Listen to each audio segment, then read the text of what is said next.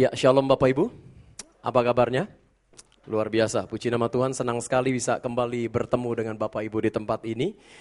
Nah saudara yang saya kasih dalam nama Tuhan Yesus, saya akan bicara hal yang sama supaya berkatnya sama kita raih ya tadi pagi dan siang hari ini. Saudara perhatikan baik-baik.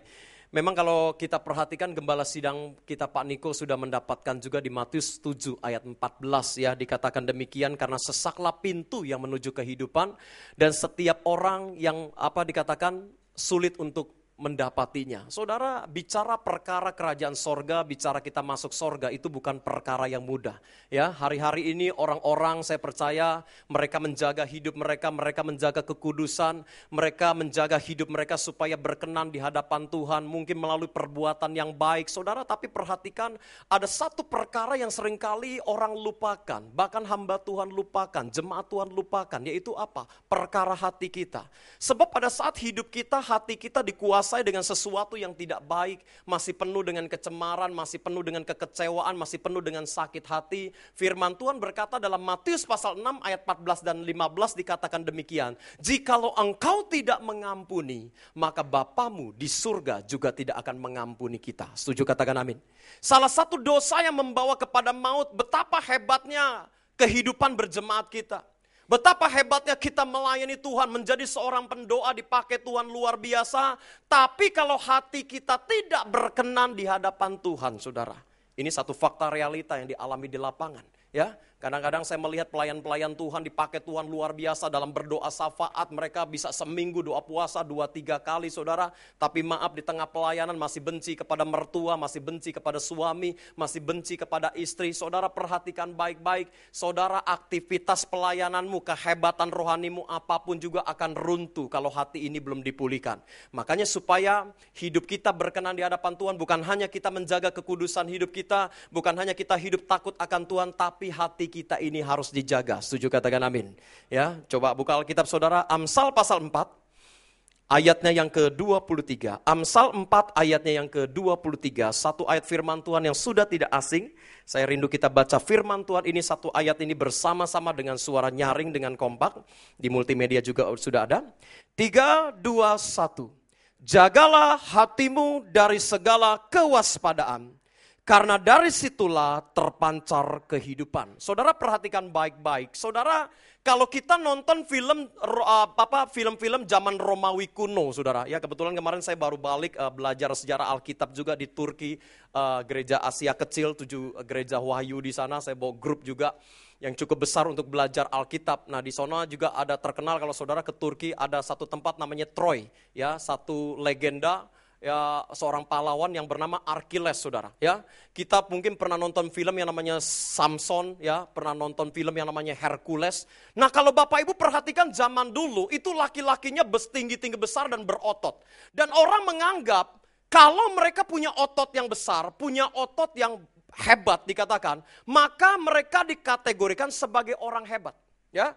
Dulu orang menganggap kehebatan manusia itu di kekuatan ototnya, di kekuatan fisiknya.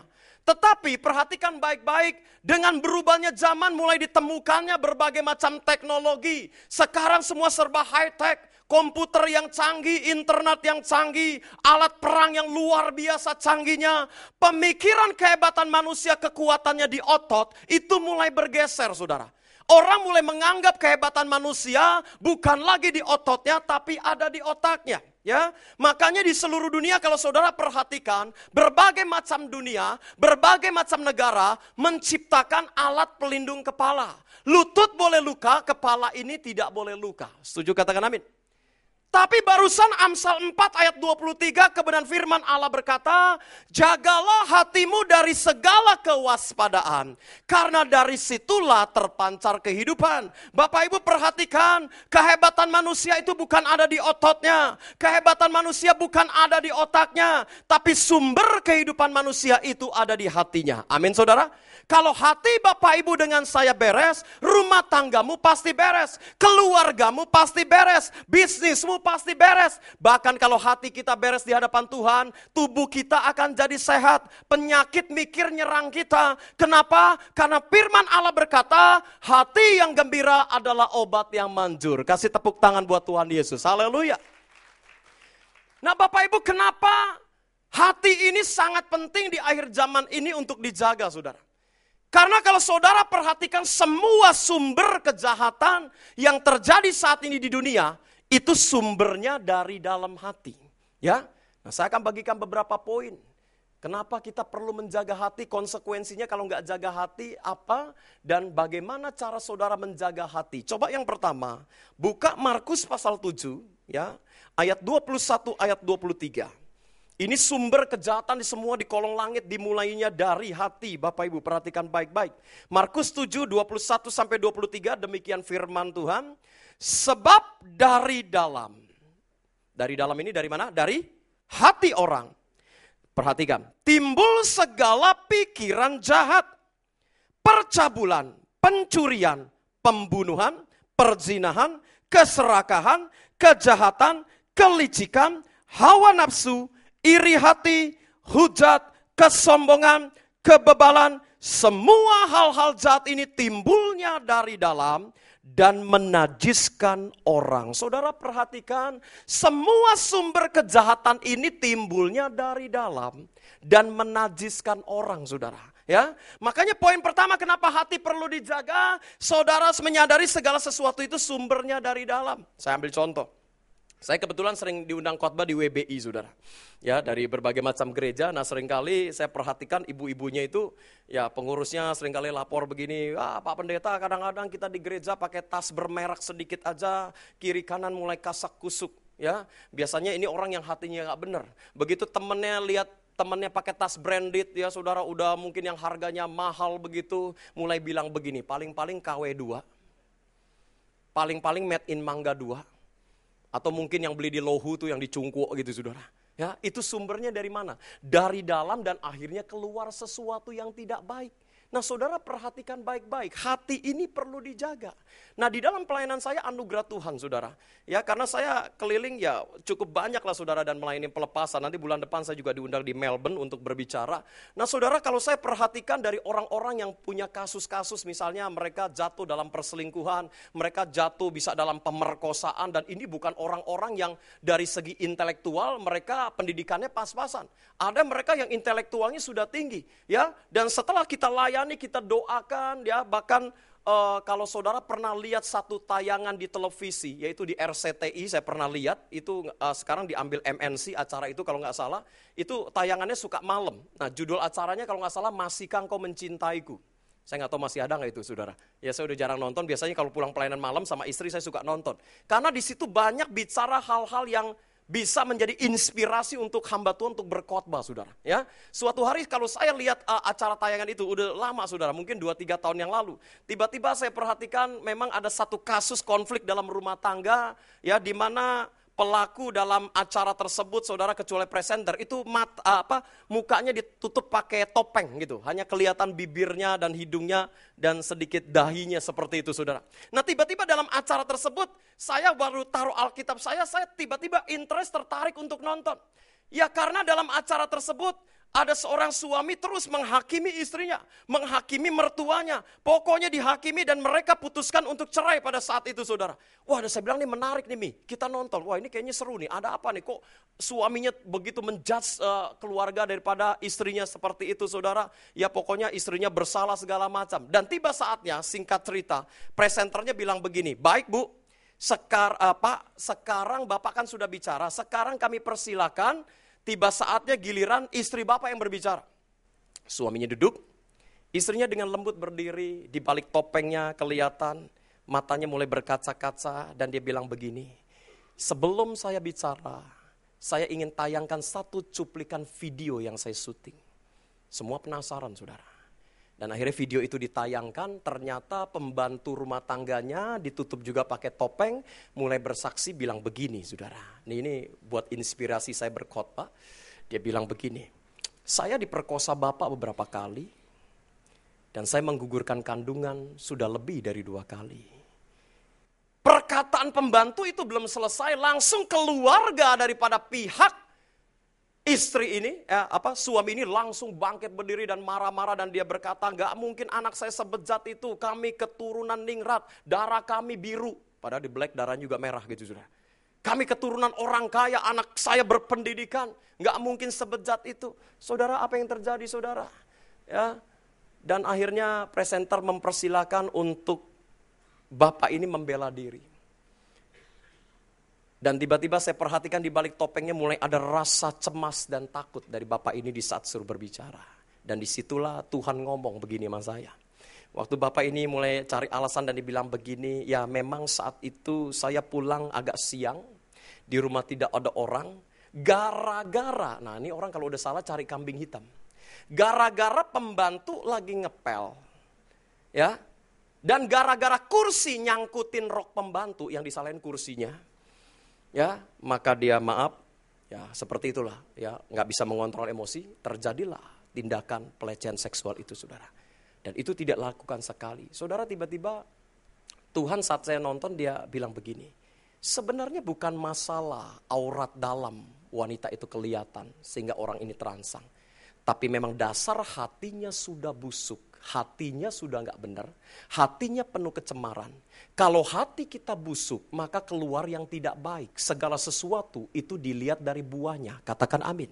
Satu pohon kamu katakan baik, maka buahnya akan baik, saudara.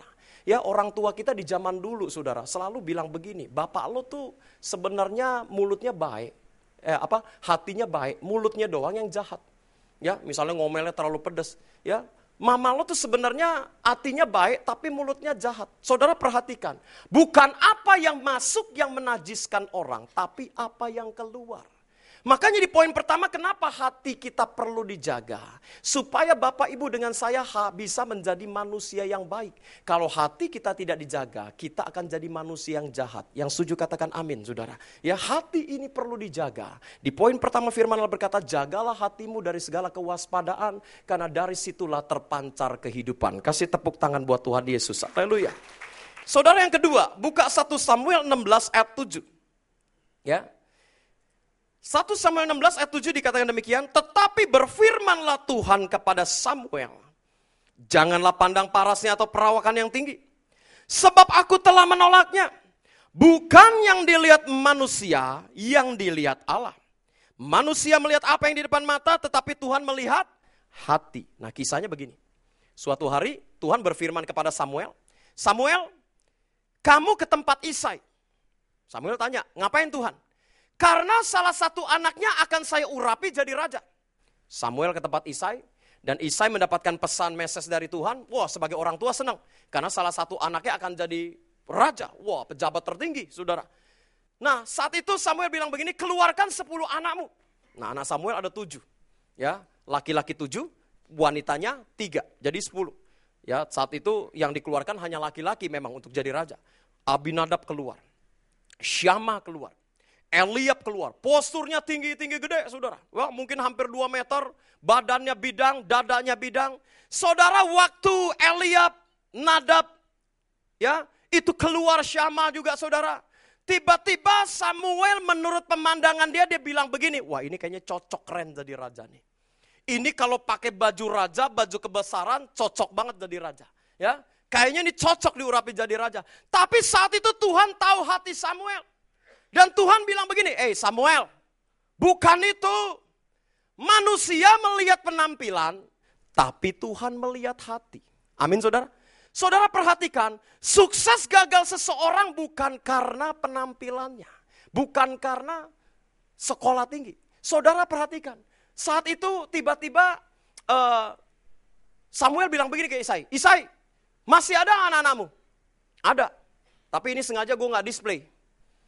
Abangnya keren-keren aja ditolak. Ini anak culun banget, imut-imut. Di mana dia? Di padang. Sedang menggembalakan kambing domba. Panggil dia. Kalau enggak kita enggak jadi makan. Kisahnya seperti itu. Tiba-tiba Daud masuk. Kuculuk, imut-imut. Wajahnya kemerah-merahan. Ingat, bukan karena jerawatan. Ya, dulu bakteri masih sedikit, saudara. Ya, tapi kemerah-merahan karena dia seorang gembala, kejemur matahari, kulitnya ya kemerah-merahan, kena sinar matahari, terik, gosong gitu, saudara. Nah, waktu Daud masuk, saudara, roh Allah bekerja kepada Samuel. Dan Tuhan bilang, Samuel, ini orangnya, urapi dia. Saudara perhatikan, sukses gagal seseorang, ya, bukan karena pengalaman. Daud diurapi jadi raja bukan karena pengalaman, Bapak Ibu. Daud dipilih jadi raja karena punya hati berkenan di hadapan Tuhan. Yang setuju katakan amin. Saudara, sukses gagal seseorang bukan karena kau punya titel, jabatan, pendidikan yang tinggi. Ya, dalam arti bukannya kita nggak butuh sekolah, kita butuh sekolah. Kita butuh pendidikan. Anak-anak kita harus setinggi langit pendidikannya, saudara. Tapi ingat, sukses gagal seseorang ditentukan dari hati kita. Ya, seringkali kita perhatikan begitu banyak orang pintar di dunia ini. Begitu banyak orang pintar di dalam gereja. Begitu banyak orang yang saya katakan, pokoknya punya pendidikan yang luar biasa, sekolah di luar negeri segala macam. Tetapi kenapa hidupnya tidak diberkati? Kenapa hidupnya tidak dipakai oleh Tuhan? Jawabannya sederhana, coba cek hatinya. Karena sumber kehidupan manusia itu dari hati, saudara. Daud diurapi jadi raja, saudara perhatikan. Bukan karena pengalaman. Perang aja gak pernah. Pegang senjata aja gak pernah. Cuman satu ketapel, saudara, senjata dia. Ya, tapi Daud diurapi jadi raja karena dia punya hati yang berkenan di hadapan Tuhan. Saudara, mungkin kau orang sederhana. Pendidikanmu biasa. Engkau bukanlah orang yang pintar. Tapi kalau engkau punya hati berkenan di hadapan Tuhan, maka tahun ini, tahun 2014, semua pintu-pintu mujizat akan dibukakan dalam kehidupan saudara. Dan saudara akan tercengang-cengang. Hari-hari ini Tuhan tidak cari orang yang hebat, saudara. Tapi Tuhan cari orang yang sederhana. Yang memiliki hatinya Tuhan. Pada saat kau punya hatinya Tuhan, saya percaya pengurapan itu turun. Dan engkau akan diangkat jadi kepala. Bukan menjadi ekor, dibawa naik dan tidak pernah menjadi turun. Kasih tepuk tangan buat Tuhan Yesus. Haleluya. Nah, Bapak Ibu perhatikan baik-baik, sukses gagal seseorang bukan ditentukan, saudara, ya, dari kehebatan pendidikan dia, saudara, ya. Saya bilang sama anak-anak saya begini. Papi dulu cuma sekolah madrasah. Sekarang anak saya yang besar kuliah, dia mau ambil bisnis. Saya bilang begini, papi sekarang sudah mampu, meskipun jadi pengusahanya belum sukses-sukses banget, tapi papi pengen kalian ini 3 kakak beradik harus sekolah tinggi, jangan seperti papi. Ya, belajar bahasa Arab segala macam kelihatannya nggak ada gunanya, tapi begitu jadi hamba Tuhan itu bermanfaat. Setuju katakan amin. Di dalam Tuhan tidak ada istilah kecelakaan, amin saudara. Nah saudara, tapi satu hal saya selalu tekankan kepada anak saya, kalau saya tugas luar kota atau luar negeri pulang, dia jemput di airport, saya cuma bilang begini, Kevin, anak saya yang besar, ingat ya, keberhasilan seseorang bukan karena kamu hebat sampai S2, S3 berpendidikan, tapi nomor 1, kalau kamu takut akan Tuhan, ya, meskipun kamu gak pinter-pinter sekalipun, karena kamu takut sama Tuhan, Tuhan akan urapi dan kamu akan jadi orang yang berhasil. Amin saudara.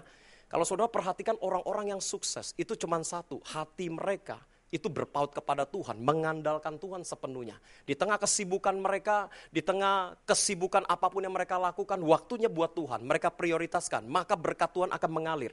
Kan Matius 6 ayat 33 bilang begini saudara, carilah dahulu kerajaan Allah dan kebenarannya, segala sesuatu akan ditambahkan buat kehidupan kita. Amin saudara.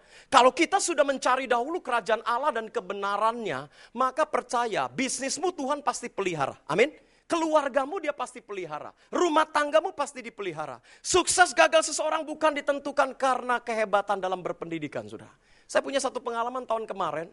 Seorang jemaat saya meninggal dalam usia 33 tahun. Dan dia kena sakit gula. Dan dari pergelangan kakinya itu harus dipotong, diamputasi. Ya, nggak tahu karena operasi atau gimana, infeksi. Dan akhirnya meninggal, saudara. Nah, waktu dia dalam kondisi sakit keras seperti itu, ya saya sempat datang dan beberapa ketua kulnya saya tanya, ini jemaat seperti apa? Karena dia baru beribadah. Dan waktu mereka cerita saya kaget, ini jemaat saya bisa menguasai 7 bahasa dunia, usia 33 tahun. Ya, gembalanya saja paling 3 bahasa, saudara. Bahasa Indonesia, bahasa hak, bahasa roh. Cuman 3 sama bahasa roh gitu, saudara. Tapi jemaat saya ini bisa 7 bahasa. Tapi waktu saya dengar kehidupannya, aduh ngeri, saudara. Hidup penuh dengan kepahitan. Dan dia hidup dalam tanpa ikatan nikah dengan seorang janda yang selisih usianya hampir 14 tahun dengan diri dia, saudara. Hidup satu rumah tanpa ikatan nikah. Hidup dengan kepahitan. Bahkan detik-detik kita mau makamkan, keluarganya cuma bilang begini, ya kita gak bisa keluar uang apa-apa meskipun mereka mampu, saudara. Dan akhirnya gereja bantu untuk urusi segala sesuatu. Dan setelah dicek memang hidupnya penuh dengan kepahitan. Saudara perhatikan, sekolah tinggi penting. Kursus apa, kursus ini penting. Tapi nomor satu, biarlah hati kita berkenan di hadapan Tuhan. Kalau hatimu beres di hadapan Tuhan, perhatikan apa yang saya ucapkan. Bisnismu pasti akan beres. Amin saudara. Rumah tanggamu pasti akan beres. Keluargamu pasti akan beres. Dan tubuhmu akan dijauhkan dari sakit penyakit. Seperti doa saya tadi, pembukaan. Karena hati yang gembira itu obat yang manjur. Amin. Sukses gagal seseorang dikatakan, kita bisa menjadi manusia yang berhasil karena kita punya hati yang berkenan di hadapan Tuhan. Nah, apa yang ketiga? Ini juga sangat penting. Amsal 17 ayat 22. Amsal 17 ayat 22 firman Allah berkata demikian. Hati yang gembira adalah obat yang manjur.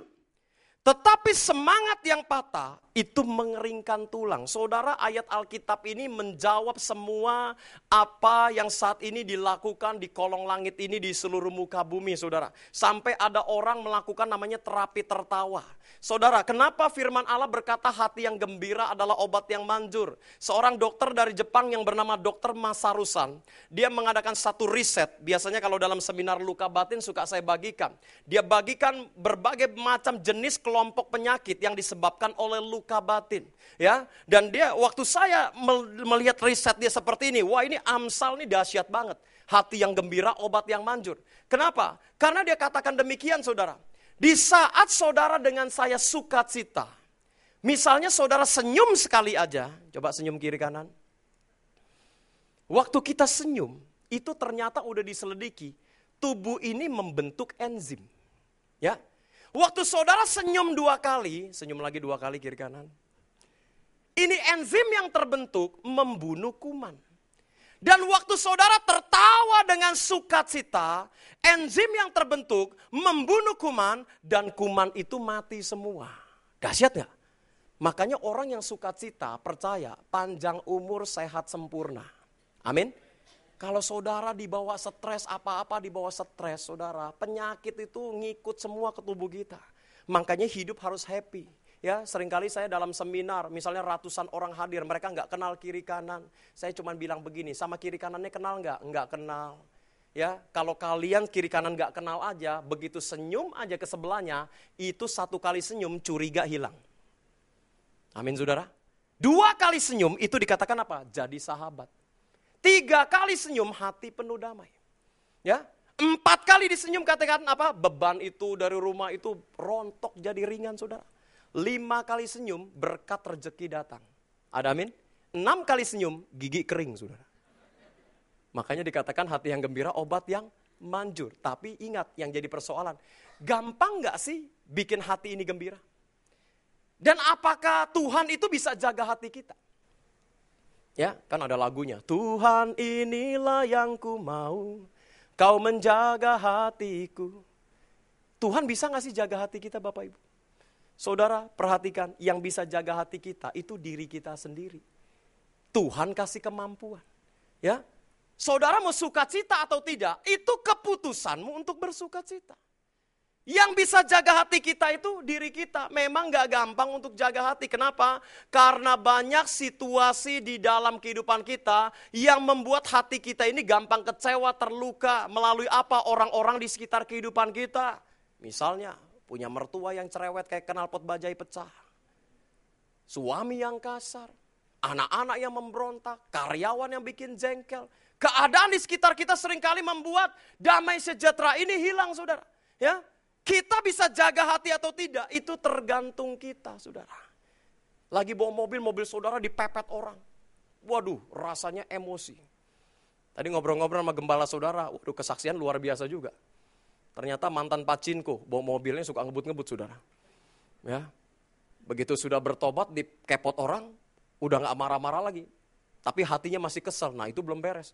Tapi puji Tuhan sekarang gembala sudah dipulihkan. Kalau gembala dipulihkan, anak buahnya jemaatnya pasti dipulihkan. Kasih tepuk tangan buat Tuhan Yesus. Amin saudara. Ya, memang gak gampang untuk menjaga hati saudara, sebab dalam hidup ini banyak pencuri-pencuri kebahagiaan saudara. Seorang ibu berkata, Pak pendeta sih ngomong enak jaga hati. Pak saya kalau ketemu mertua saya, Pak dia selalu buang muka. Saya bilang biarin Bu, ntar juga mukanya hilang. Muka kok dibuang-buang gitu saudara. Jangan saudara. Saya punya satu pengalaman yang memproses hati saya saudara. Suatu hari saya pulang dari menara doa, jam 6, jam 8. Ya. Dan waktu itu zamannya belum pakai iPad saudara. Ya. Nah, saya punya Alkitab tuh, saya suka yang gede, yang Alkitab Penuntun Hidup Berkelimpahan. Tebelnya gede banget, saudara. Itu kan gede banget ya. Buat getok apapun itu benjol gitu, saudara. Nah, ini pendeta hari itu doa puasa, naik menara doa 2 jam, mampir, saya ngontrol karyawan saya ke tempat kerja. Pagi-pagi saya pikir mampir, siang saya pulang istirahat. Saya turun bawa Alkitab saya, ya, dan memang biasanya saya suka baca di tempat saya kerja juga, ya. Nah, saudara, waktu saya sampai di tempat kerja, karyawan saya lagi dimaki-maki sama orang. Meja kasir lagi digebrak-gebrak. Dan benar-benar orang ini emosi, hujan lokal di mana-mana, nyemprot ngomong, saudara. Waduh, saya lagi megang Alkitab, ini kenapa karyawan saya dimaki-maki pagi-pagi? Saya niatnya baik. Sebagai pemilik perusahaan itu datang, ngomong baik-baik, cuman ngomong begini, Pak, ada apa sih? Lagi nenteng Alkitab. Dipenuhi Roh Kudus, saudara ngomongnya lembut tapi respon Bapak ini nggak tahu gimana, kena setan apa lewat, dia tiba-tiba nunjuk muka saya, dia bilang, jangan ikut campur. Waduh, nyemprot saudara. Waduh, saya langsung gemeter. Ini Alkitab saya pegang goyang saudara, bukan karena urapan, tapi karena penguasaan diri saudara. Ya, tiba-tiba saya bilang begini, Pak, sebenarnya ada apa sih? Jangan ikut campur, kamu siapa? Saya bilang, saya pemilik perusahaan ini. Oh, ternyata kamu bosnya ya? Wah, dia maki-maki, dia semprot saya, anak buah kamu kerja nggak benar segala macam. Saya dimaki-maki habis. Tiba-tiba saya nggak dikasih kesempatan ngomong. Saudara tahu apa yang terjadi? Tiba-tiba bapak ini ngepal tinjunya, ya. Dan tiba-tiba tinjunya diarahkan ke muka saya, dalam arti bukan ditinju, ngancem begitu saudara. Hanya tinggal 1 jengkal dan dibilang begini, saya tumbuk muka kamu. Waduh, ini muka pendeta kayak Cuk Lun Fagi ini mau ditumbuk jadi Cuk Lun beneran saudara. Saudara, ini rasanya Alkitab ini goyang, saudara. Sekali lagi bukan karena urapan, tapi saat itu saya jujur, pendeta si pendeta, nahan emosi, saudara. Jangan sampai aslinya gue yang dulu keluar lagi, ini bahaya, ini mantan juara kungfu ini, saudara. Saya udah gemetar begitu. Saudara tahu apa yang terjadi? Bapak ini pergi, 4 hari 4 malam saya nggak bisa tidur. Damai sejahtera saya hilang. Setiap saya mau tidur, saudara, ada penampakan wajah bapak ini. Kutumbuk muka kau, saya bangun lagi. Waduh, muka gue mau ditumbuk. Waduh, gak bisa tidur. 4 hari 4 malam saya gak bisa tidur. Saya bilang, Tuhan betapa bodohnya hambamu. Gue tersiksa banget gak bisa tidur. Waduh, itu selalu kayaknya terintimidasi. Akhirnya hari keempat saya nangis. Saya bilang, Tuhan ampuni hambamu. Betapa bodohnya hambamu Tuhan, saya katakan. 4 hari gak bisa tidur gara-gara mau ditonjok mukanya, saudara. Dan saya akhirnya bilang begini, Tuhan, aku gak kenal orang ini. Dia di mana berada, tapi aku memberkati karena saya ingat wajahnya. Aku berkati, aku lepaskan damai sejahtera buat orang ini Tuhan. Saudara, singkat cerita, besoknya saya bangun, saya ke rumah customer, ya. Waktu saya ada di tol, turun Taman Mini ke arah Ciracas, tiba-tiba istri saya telepon saya, Pi, lu di mana? Udah mau keluar tol. Kenapa? Lu cepat pulang. Lah kenapa? Orang yang mau tumbuk muka lo datang lagi. Gue takut ditumbuk. Wah, istri saya ketakutan, saudara. Oh, saya bilang tenang-tenang, kan banyak karyawan, gak mungkin dia pukul wanita. Saya bilang, cepat pulang, gue udah takut nih. Udah tenang aja, hadapin aja, doa-doa, saya bilang. Ya, saya kunjungin customer tetap. Ya, akhirnya saya sampai di rumah malam. Saya tanya sama istri saya, gimana Mi? Itu orang gimana tadi datang? Istri saya senyum-senyum ketawa bilang begini, lu tahu gak Pi? Tadi dia datang, ini setelah didoakan, saudara. Tadi dia datang sambil merokok. Sambil merokok, tarik rokoknya, dia bilang begini, suami ibu mana? Berangkat Pak ke rumah customer. Ya. Kasih tahu ya, saya mau minta maaf. Saya sebenarnya majelis gereja, sambil merokok. Saya nggak tahu kalau suami ibu pendeta. Jadi nggak enak majelis mau pukul pendeta, sambil merokok gitu. Saudara. Dan istri saya bilang begini, iya Pak, namanya manusia bisa hilap. Istri saya malah nasehatin, gak apa-apa lah, suami saya gak marah kok, gak dendam sama Bapak. Udahlah, iya saya gak enak nih, saya juga hamba Tuhan sebenarnya. Aduh, saya sebenarnya gak enak mau udah nonjok muka ibu, suami ibu, saya gak tahu kalau dia pendeta. Nah saudara perhatikan, damai sejahtera atau tidak itu tergantung kita. Amin. Saudara mau sukacita atau tidak itu tergantung kita. Kalau saudara bangun dari tempat tidur, damai sejahtera itu hilang, percaya. Hari itu sepanjang hari sampai malam, itu damai sejahtera akan dicuri oleh iblis. Makanya setiap hari dikatakan, kita ini harus jaga hati kita. Ya, supaya kita menjadi, dikatakan hati yang gembira adalah obat yang manjur. Saudara, saya kalau khotbah banyak bersaksi saja, karena saya banyak di lapangan ya saudara ya. Kunjungin jemaat, ya, saya banyak mendoakan orang-orang sakit. Jadi dari situ banyak Tuhan bicara-bicara saudara. Ya, kenapa sakit hati itu sangat bahaya? Saya juga punya seorang teman pelayanan. Dan akhirnya kena cancer, sirosis, kena cancer hati, dan akhirnya dipanggil pulang. Ya, bahkan gembala kita sempat doakan. Nah saudara, pengerjanya bilang begini, Pak Minarto, ini waktu kita besuk dia, bahkan saya besuk dia dalam kondisi koma, itu monitor penunjuk jantung, napas, itu normal. Normal saudara, normal. Tapi dia bilang begini, Pak, Bapak boleh percaya atau tidak sebagai hamba Tuhan. Begitu ada pengerja yang melukai hati gembala ini masuk suami istri besuk dia. Itu monitor langsung kacau, Pak. Terus naik turun saudara. Padahal dia ada kondisi merem. Itu naik turun, nggak karu-karuan. Sampai suster jaga dipanggil. Tapi begitu dia keluar lagi, monitornya normal lagi. Nok gitu saudara. Bunyinya aja nek gitu saudara. Saudara bayangkan, ini hati ini nggak sembarangan saudara. Ya, kalau hati kita dijaga, maka kita bisa menjadi manusia yang sehat. Mau panjang umur? Amin saudara. Tentunya dengan kondisi tubuh yang sehat, hati ini harus beres. Kalau hatimu beres, percaya penyakit mikir buat nyerang kita. Kasih tepuk tangan buat Tuhan Yesus. Haleluya. Ya. Saudara, sekarang kita bicara kerugiannya. Yeremia 17 ayat 9. Yeremia 17 ayat 9 firman Allah bilang begini. Betapa liciknya hati, lebih licik daripada segala sesuatu. Hatinya sudah membatu, siapakah yang dapat mengetahuinya? Wah, ini ngeri saudara. Kalau kita nggak jaga hati, akan terjadi saudara akan menjadi manusia yang jahat. Dan firman Tuhan berkata, hatinya sudah membatu, siapakah yang mengetahuinya? Saudara, kenapa? Kecenderungan manusia itu siapapun, itu cenderung berbuat dosa. Kenapa? Karena kita sudah dikandung dalam dosa. Kita ambil contoh saja, anak-anak kecil kita punya anak kecil. Saya masih punya bontot saudara. Ya, ini bonus, jarak dengan abangnya jauh. Abangnya udah kuliah, dia baru kelas 2 SD. Ya. Kita coba aja, anak kita udah dilindungi, didoakan, ditumpang tangan dari kandungan istri saya sudah nubuatkan dia jadi pembicara, jadi penginjil, jadi hamba Tuhan besar saudara. Itu masih bisa aja bohong loh saudara. Ya, padahal sudah didoakan. Ada orang berkata anak kecil itu polos, gak bisa bohong. Nah itu anak kecil yang lahir tahun 1945, kurang gizi saudara. Ya, anak-anak sekarang itu pinter bohong saudara. Ya. Kalau kita nggak proteksi dari saat ini dengan firman Tuhan, dengan doa-doa kita, ini sangat bahaya. Ya, tadi pagi saya saksikan begini, saya punya satu peristiwa yang membuat saya mau marah jadi nggak marah juga. Kaget juga lihat anak saya umur 2,5 tahun, ini kejadian udah lama, sekarang di umur 8 tahun. Ya lagi lucu-lucunya nih anak, ya memang kemarin waktu dia usia kelas 1 SD saya bilang begini, Selin, kamu baca Alkitab ya, kalau selesai perjanjian lama sampai perjanjian baru, papi beliin sepeda baru. Wah dia semangat. Ya, dia semangat baca. Pi, aku udah sampai kitab Ayub. Begitu saya pulang, pasalnya udah tambah lagi. Ya, sekarang sih belum selesai. Ya, pokoknya dia begitu semangat untuk baca Alkitab.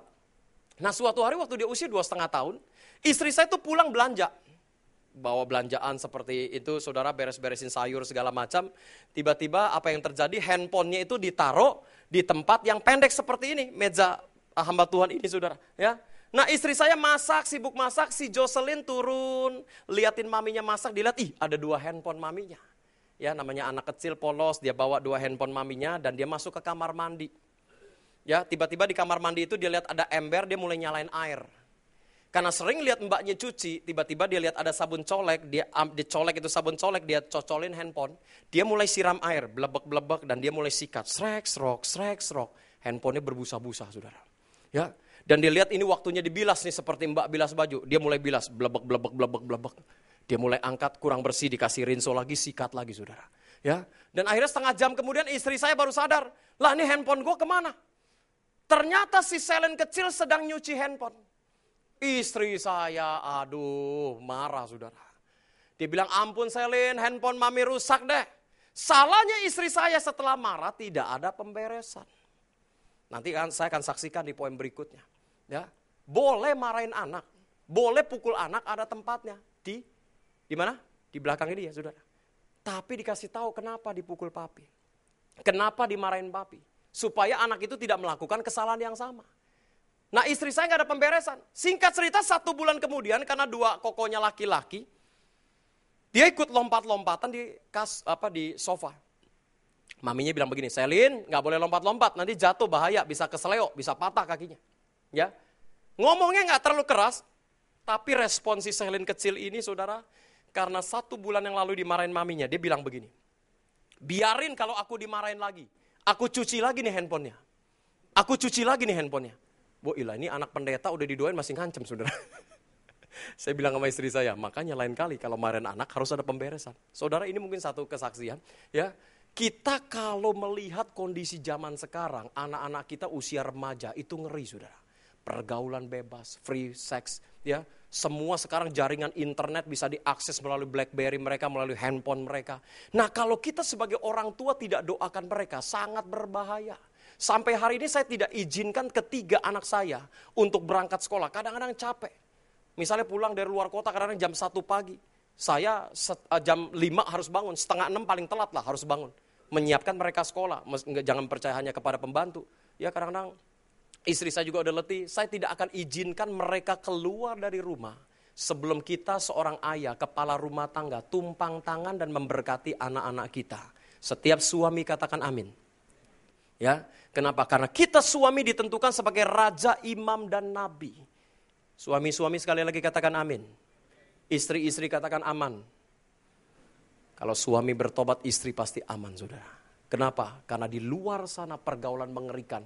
Ya, iblis dengan jerat penangkap burungnya akan menangkap anak-anak kita untuk masuk dalam narkoba, masuk dalam free sex, masuk dalam kegagalan. Nah, fungsi kita sebagai orang tua itu harus mendoakan mereka. Kalau tidak, mereka akan menjadi manusia yang jahat, saudara. Nah, yang kedua, perhatikan ayat 9, masih di pasal yang sama. Hatinya sudah membatu. Siapakah yang dapat mengetahuinya? Kalau orang terus hatinya jahat, lama-lama dikatakan hatimu bisa keras. Kalau orang sudah hatinya keras, dikasih firman apapun tidak akan pernah mempan. Ya, karena dia mengeraskan hati. Makanya tadi waktu kita hamba-hamba Tuhan sharing, saya bilang begini, kita sebagai hamba Tuhan gak luput dari kesalahan loh. Pendeta bukan malaikat. Ya, waktu kita punya kesalahan, saya selalu bilang, saya tuh bingung sakit hati seperti apa. Kadang-kadang udah lupa. Orang mau lukai saya seperti apapun. Saya pernah diancam, mau dibunuh segala macam. Ya, saya cuma 1-2 hari udah lupa. Begitu lihat orang itu, ya saya udah lupakan semuanya. Benar-benar dilupakan, saudara. Makanya kalau orang bisa sakit hati sampai bertahun-tahun, saya bingung, saudara. Kita kalau berbuat salah, kita siap untuk dikoreksi. Setuju katakan amin. Bukan hanya dikoreksi, tapi mau berubah. Bukan cuma terima koreksi doang, tapi mau berubah. Mau berubahnya itu paling penting. Ya, kalau engkau pelayanan dikoreksi, mau berubah. Itu paling penting. Hati kita ini sebagai bejana, seperti tanah liat yang lunak, itu siap dibentuk oleh Tuhan. Sebab pada saat kau diproses, engkau memberontak, prosesnya itu makin lama, saudara. Ya, makin diproses, makin memberontak, prosesnya makin lama. Nah, kalau kita nggak punya penguasaan diri, waduh ngeri, saudara. Waktu 2007 bisnis saya habis terbakar semua. Saya bersyukur respon saya benar. Padahal saat itu lagi mulainya HMC Pak Niko dan saya diminta melayani di kota-kota, saudara. Tiba-tiba bisnis saya lagi jaya-jayanya habis dilalap si jago merah, nggak ada sisa. Habis semua, saudara. Itu bangkai spare partnya hampir 17 truk pada saat itu. Saya cuma nangis. Dan saya bersyukur. Karena sepanjang tahun 2007, saya banyak bicara tentang Ayub, tentang penderitaan. Ya. Dan saat itu yang terlontar dari mulut saya cuma bilang begini, Tuhan, kenapa? Kalau memang hamba ada salah, hamba siap dibentuk. Ya. Dan penghakiman mulai datang, itu Pak Minar tuh pasti ada dosa tuh, masa pendeta bisnisnya terbakar. Waduh, itu gak enak omongan. Kita kalau menderita, saudara, penghakiman selalu dimulai dari gereja Tuhan. Suka atau tidak suka. Benar atau betul? Penghakiman selalu dari gereja Tuhan. Ya, istri saya cuman peluk saya bilang begini, Pi ngucap syukur, papi mau naik level. Papi mau naik tingkat. Saya bilang sama istri saya, setelah bisnis kita dipulihkan hanya dalam waktu 2 tahun, apa yang terbakar digantikan berkali-kali lipat sampai hari ini bisnis kita dipulihkan, saudara. Saya cuma bilang, Tuhan, untung mulut ini gak menyalahkan Tuhan. Saudara mengalami penderitaan, saudara berdoa, doamu tidak dijawab sekalipun sama Tuhan, itu Yesus tetap Allah yang terbaik buat hidup kita.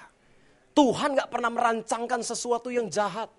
Tuhan gak pernah merancangkan kecelakaan. Tuhan gak pernah merancangkan sakit penyakit buat tubuh kita. Karena rancangan Tuhan adalah masa depan yang penuh pengharapan. Amin, saudara. Nah, respon hati saya saat itu benar.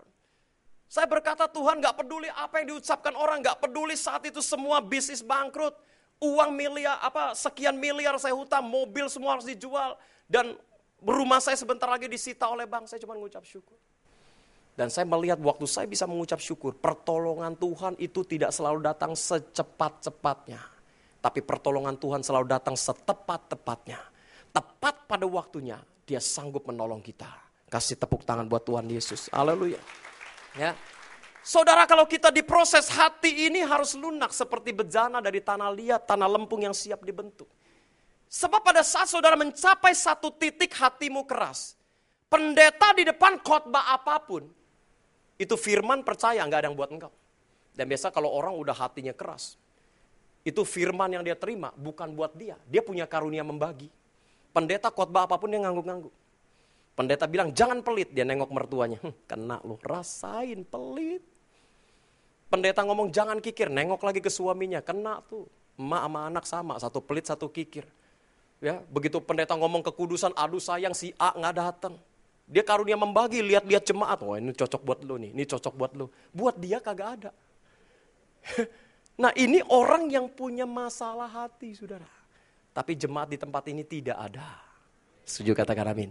Yang ada jemaat di GBI Kebun Siri cabang Kutub Utara. Di Kebun Siri sini mah nggak ada, saudara. Sini baik-baik semua. Amin, saudara. Hati kita ini dikatakan bisa jadi keras, saudara. Dan hati sudah membatu, itu bukan kiasan. Dulu saya pikir hatinya sudah membatu. Oh jadi keras ya, mungkin gak bisa nasihat firman Tuhan. Ternyata waktu saya melayani konseling seorang dokter dari Singapura. Waktu itu ketemu ya, ada beberapa teman dari Kanada dan kita ke Israel. Dia ahli transparasi hati. Waktu karena dia sakit hati sedemikian rupa. Dan dia cerita dia seorang dokter. Waktu saya kasih ayat ini dia bilang begini, Pak Pendeta, saya jujur kaget dengar baca ayat ini. Ayat yang Bapak bagikan, hatinya sudah membatu, siapakah yang mengetahuinya? Loh gimana Bu pengalaman Ibu sebagai orang yang mencangkok hati? Dia bilang begini Pak, biasanya kalau ada orang sakit kanker hati Pak, itu sebelum operasi ya semacam konseling gitu ditanya ya bagaimana kehidupannya dan rata-rata itu kepahitan dengan suami lah, mertua segala macam. Nah ada beberapa pasien karena dioperasi gagal dan akhirnya meninggal. Dia bilang gini Pak, itu Bapak tahu nggak? Waktu hati mereka dibedah, dikeluarkan, itu sudah hitam gosong dan ngerinya Pak. Ini ayat terjadi. Itu hati mereka digetok tuh bunyi. Bunyi seperti getok begini, getok papan begini saudara. Nah ini ayat firman Tuhan nggak sembarangan. Makanya hatimu, ya kenapa bisa kena sakit kanker hati bukan hanya bicara virus. Kalau kita nyimpen sampah dalam diri kita, percaya jangankan bicara apa yang Pak Niko sampaikan hari-hari ini, ya pintu menuju tempat kehidupan itu sesak. Saudara dengan saya nggak akan pernah sampai ke sana. Ya, pintu yang sesak itu bukan berarti pintunya pas-pasan buat beberapa orang. Ingat, sorga terbuka buat setiap orang yang mau masuk ke sana. Setuju katakan amin. Khususnya mengenal Yesus. Tetapi masuknya itu antri. Nah kalau hati kita nggak dipulihkan, aktivitas pelayanan kita tidak menjamin. Ya, saudara tiba-tiba sampai di sana, Yesus bilang begini, aku tidak mengampuni kamu. Karena yang kelihatan saja, engkau nyimpen kepahitan, tidak bisa mengampuni. Kan sayang Bapak Ibu. Saudara ikut Tuhan bertahun-tahun, diberkati Tuhan luar biasa, tiba-tiba gak sampai kepada kerajaan sorga. Makanya hari ini di poin kedua ini dikatakan, kalau kita tidak jaga hati, maka firman Tuhan berkata hatimu jadi keras. Setelah keras, yang terakhir apa? Kalau kita gak jaga hati, ini yang bahaya, maka kita bisa sakit hati. Dan dunia ini penuh dengan orang-orang yang sakit hati, saudara. Ya, orang-orang yang sakit hati, itu akhirnya jadi lost control, saudara. Ya, saudara punya nggak teman yang jarang bicara, tapi sekali ngomong singkat, jelas, padat, mematikan. Nah itu biasanya orang yang luka batin, saudara. Ya, hubungan yang tidak baik dalam rumah tangga, ngomongnya akhirnya pedes-pedes. Ya, itu kalau ngomong nyelekit, nusuk, jarang ngomong, tapi kalau ngomong pedesnya minta ampun. Dan kalau ditelusuri itu dari rumah tangga yang berantakan. Dan maaf saya sebagai hamba Tuhan harus bicara keras, saudara. Karena saya ketua pelayanan jemaat di rayon, tentunya bukan di rayon saudara, saya bilang begini, kalau ada pelayan Tuhan yang sakit hati, sebaiknya jangan melayani dulu. Sebab engkau akan jadi troublemaker. Orang yang sakit hati itu perlu dilayani. Engkau tidak akan mungkin bisa memulihkan orang lain kalau engkau sendiri belum dipulihkan. Setuju, katakan amin.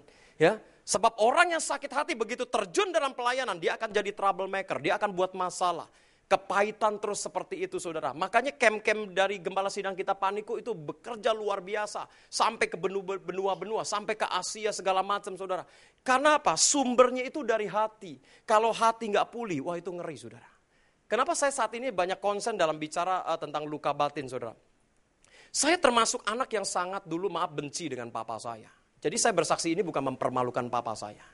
Ya, biasa orang luar pulau, saya orang Pontianak, itu orangnya keras, saudara. Ya, saya 7 bersaudara, anak kelima. Dan sekali lagi saya bersaksi ini bukan mempermalukan orang tua saya. Papa saya dengan saya hubungannya sangat baik. Saya cerita sama Pak Herman tadi, gembala saudara, 10 tahun yang lalu papa saya sudah harus diambil tindakan oleh Profesor Santoso. Dan waktu itu saya nggak punya uang. Ya, minta uang 500 juta waktu itu. Kumpul-kumpul uang, saudara saya cuma kasih uang 5 juta, sisanya harus saya. Bisnis kita baru rintis. Ya, dan akhirnya saya cuma bilang sama papa saya, waktu dia kena serangan jantung dan harus diambil tindakan, dibepas segala macam karena nyumbatnya udah sampai mungkin 100% dan 5 titik udah nyumbat. Saya cuma bilang, "Pak, terima Yesus, didoakan, mujizat pasti terjadi." Saudara masuk ICU 4 hari, di kateter di depan kita. Dokter bilang begini nih Pak ya, 5 titik. Ini harus ambil tindakan. Kalau enggak, serangan jantung tidak tertolong. Tapi saat itu kita cuma bahasa roh. Kita tantang dia terima Yesus, kita berdoa. 10 tahun, ini sudah 10 tahun. Sampai hari ini papa saya kemana-mana, 74 tahun. Ya, masih berani naik sepeda motor. Bagi Tuhan tidak ada perkara yang mustahil. Kasih tepuk tangan buat Tuhan Yesus. Haleluya, saudara. Ya. Nah, saudara, kami masa kecil itu, ya boleh dikatakan sangat menderita lah ya. Karena saya awal khotbah di sini saya pernah bersaksi dari Kalimantan, gak punya apa-apa. Ya, umur 6 tahun saya sudah jual pisang goreng keliling kampung, saudara. Sampai di Jakarta juga 8 tahun saya pernah kerja di tambal ban, pinggir jalan. Semua pekerjaan yang, ya pokoknya yang orang gak mau kerja kita kerjakan. Nah, papa saya itu sadis kalau mendidik anak. Ya, jadi kalau di rumah itu dia selalu taruh rotan, itu hampir 7-8 potong. Dari sebesar telunjuk begini sampai sebesar kepalan tangan saya. Jadi kalau kita anak-anak berbuat salah, itu dihajar. Itu rotan bukan sekedar dihajar. Kalau rotannya nggak sampai tinggal pegangan gagangnya, sampai balok-balok kalau dihajar itu nggak sampai buntung, papa nggak akan berhenti. Dan dia kalau pukul, baju kita itu harus dilucutin, saudara. Dilucutin dan dihajar sedemikian rupa, itu sampai berdarah-berdarah, sampai teriak, Pak sakit. Itu pernah sampai 3 minggu saya ingat, di punggung saya, karena kayunya itu gede, sudah dihajar dan buntung 3, patah 3. Itu bercap biru, itu 3 minggu gak hilang. Setelah merantau di Jakarta, kekerasan masih kita alami. Ya, karena rumah dekat pasar, saya ingat suatu hari kenapa papa berhenti mukul, saudara. Ya, namanya anak-anak mau ngudak layangan, main-main, saudara, nggak diizinkan dan saya dihajar. Waktu itu saya ditelanjangin, cuma pakai daleman dan dihajar berdarah-berdarah, saya nangis. Tapi papa memang udah kesetanan, saudara. Ya, kalau udah marah tuh ngeri banget. Udah berdarah-berdarah begitu, papa ambil tali tambang. Dan leher saya diikat, saudara. Diikat, saudara, seperti ikat hewan. Dan saya diseret, saudara. Dan saya ingat waktu itu ada satu tiang listrik dekat pasar, diikat di situ. Saya udah cuma pakai daleman, berdarah-berdarah. Ya, kalau sekarang sih jangan coba-coba ya saudara, ya. Dilaporin polisi kena, saudara. Nggak peduli, itu bapak sama anak. Kalau zaman dulu kan belum lah seperti itu. Paling tetangga cuma bilang, udahlah Pak, jangan begitu. Nah, dalam kondisi seperti itu, udah berdarah-berdarah, orang ratusan lalu lalang. Saya diikat seperti itu, papa saya ngomong begini, lihat ada kambing. Lihat ada kambing. Wah, itu berbekas, saudara. Berbekas banget. Dan akhirnya papa berhenti mukul, karena saya dipukul terakhir sangat ngeri. Ya, karena kayu yang dipegang, dia udah kesetanan. Dan dihajar, dia main hajar, itu kayu di sebelahnya ternyata cukup tajam. Itu nancep di kaki saya. Dan tertinggal hampir 7-8 cm. Begitu dicabut patah. Ya, dicabut patah, papa berhenti. Ya, dan papa pikir saya nggak apa-apa, cuma luka-luka. Tetangga saya kasihan, saya ingat saya dipegangin waktu itu 5 orang, dicungkil pakai peniti supaya keluar itu potongan kayu. Ternyata begitu dicungkil patah di dalam. Dan saya harus dilarikan ke rumah sakit Husada di Mangga Besar dan operasi bedah saat itu. Sejak hari itu papa saya nggak berani pukul lagi. Nah, saudara, apakah bekas luka itu langsung hilang begitu kita melayani Tuhan? Enggak, saudara. Ya, tapi suatu hari saya ikut satu seminar, dulu Pak Niko belum ada HMC, namanya seminar penuai. Di situ saya lepaskan pengampunan total kepada papi saya. Saya lepaskan pengampunan. Ya, dan akhirnya puji Tuhan hati saya dipulihkan, gak sampai sakit hati berlarut-larut. Sekarang papa saya dengan saya, waduh sangat baik saudara. Dia sangat bangga anaknya jadi hamba Tuhan. Kemana-mana kita pergi sama-sama, itu bekas luka itu hilang. Saudara, kalau kita masih terluka, hidup kita gak akan pernah maksimal. Dan dalam hidup ini saudara jangan cepat berkata, aku sudah mengampuni. Seringkali orang begitu. Saya udah mengampuni suamiku yang selingkuh. Tiba-tiba selingkuhannya maaf, badannya kurus, rambutnya panjang. Begitu ketemu orang di mall, lihat badannya kurus, rambutnya panjang. Ini kurang ajar nih selingkuhan suami gua nih. Nah itu namanya belum mengampuni. Ya, mengampuni itu bukan lip service, tapi tindakan. Setuju, katakan amin. Rangkul orang tersebut. Berkati dia. Ya, kalau enggak repot saudara. Teman saya seorang pengusaha juga. Dia ditipu waktu itu uang hampir 1 miliar lah tahun 98. Waktu itu dia datang ke tempat saya kerja, dia bilang gini, Pak Pendeta, saya tuh bingung ya tentang pengampunan. Saya mau share sama Pak Pendeta. Gimana saya tanya. Saya udah lepaskan pengampunan buat teman saya ini. Yang sudah menipu uang saya dan itu harta saya satu-satunya. Sampai urusannya ke polisi segala macam. Tapi saya bingung Pak, kebetulan teman saya ini namanya Halim, dia bilang. Lah terus apa hubungannya? Iya saya kan udah lepaskan pengampunan, tapi saya bingung. Setiap saya lewat jalan tol, arah Cawang ada tulisan Halim lurus. Itu waktu lihat tulisan Halim, saya langsung mangkel. Kurang ajar nih si Halim. Maaf kalau ada yang namanya Halim. Padahal itu marka jalan. Saya cuma bilang, lu tuh belum ngampuni. Masih kepahitan. Pantas bisnismu terpuruk, gak diberkati Tuhan. Sekarang lepaskan pengampunan total. Setuju, katakan amin. Ya, hati ini harus dijaga. Kelihatannya sepele Bapak Ibu. Tapi kalau hatimu dipulihkan, kembali seingatkan sebagai hamba Tuhan. Ya, Pak Niko gembala sidang kita tuh mendapatkan luar biasa. Ya, makanya saudara di sini kan banyak pengusaha, bisnismen. Kalau 2013 pintu berkatmu tertutup. Pintu pemulihan tertutup. Begitu banyak mungkin pintu yang tertutup, jangan panik. Ini visi bukan sembarang visi. Saya juga dapatkan waktu kemarin kita di Turki. Waktu kita kunjungin Philadelphia, memang tinggal onggakan-onggakan batu. Ya karena kita perjalanan profetik ya kita doa di depan masjid saat itu saudara. Saudara, pintu apapun yang tertutup di tahun 2013, jangan saudara khawatir. Karena salah satu nama Allah itu ada 365 nama Allah. Dalam arti bukan Allahnya 365. Ya misalnya Yesus batu penjuru, kota bentengku, bala keselamatan. Tapi satu nama Allah yang seringkali orang gak tahu. Jesus, the key of life, kunci kehidupan. Dia yang pegang kunci kehidupan. Pintu apapun tertutup di tahun 2013 terhalang berkat saudara, jangan panik setiap pengusaha di tempat ini. Kalau yang pegang kunci pintu itu Tuhan Yesus, dia mau tertutup serapat apapun, Tuhan sanggup bukakan pintu yang lain untuk memberkati hidup saudara. Kasih tepuk tangan buat Tuhan Yesus, haleluya. Tapi kuncinya, hati kita ini harus dijaga. Amin. Yang terakhir, imam musik udah standby. Bagaimana menjaga hati? Simple jaga hati. Ya, coba buka Mazmur 119 ayat 11. Mazmur 119 ayat 11. Dalam hatiku aku menyimpan janjimu, supaya jangan aku berdosa terhadap engkau. Saudara, kalau hati kita sebagai bejana maka gak ada cara lain. Saudara, jaga hati sebenarnya simple, cuman baca Alkitab. Itu poin pertama.